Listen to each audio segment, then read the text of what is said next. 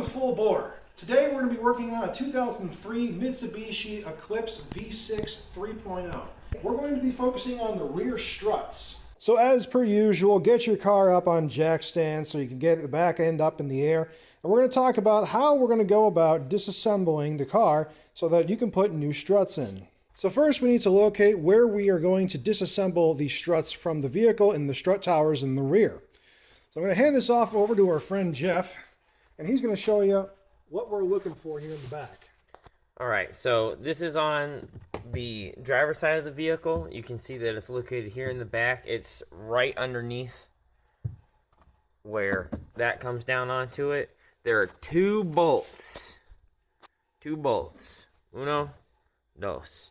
There aren't any in the back here or up underneath the plastic, so you don't have to worry about like pulling out all of the body panels and stuff like that. And over here on this side, we'll show you simply how to do it. So I'm gonna Camera back, and then let's get a little demonstration. So pull up here at the front,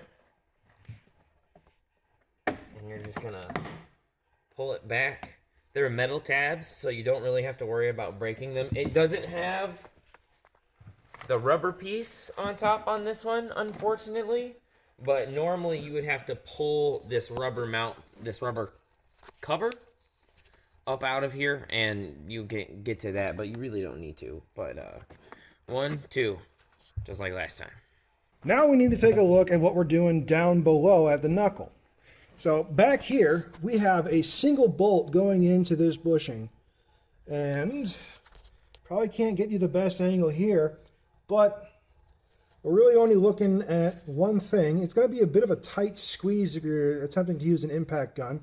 Perhaps if you have a stubby impact gun, that would be preferable, but all in all, not too bad. These nuts, by the way, 14 millimeter for both.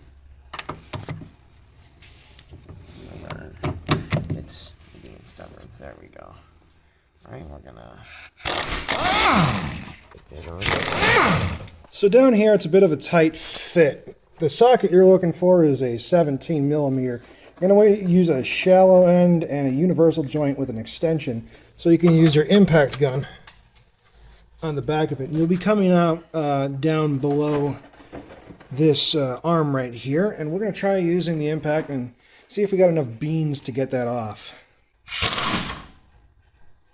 Wow. That did. Well, That did not take much.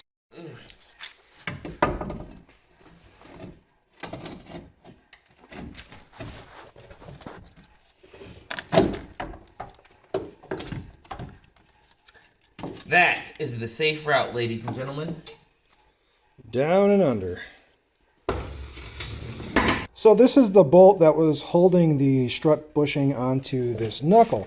And as you can see here, it screws into this portion that protrudes out of the knuckle. Sorry for my headlamp, not doing a great job there.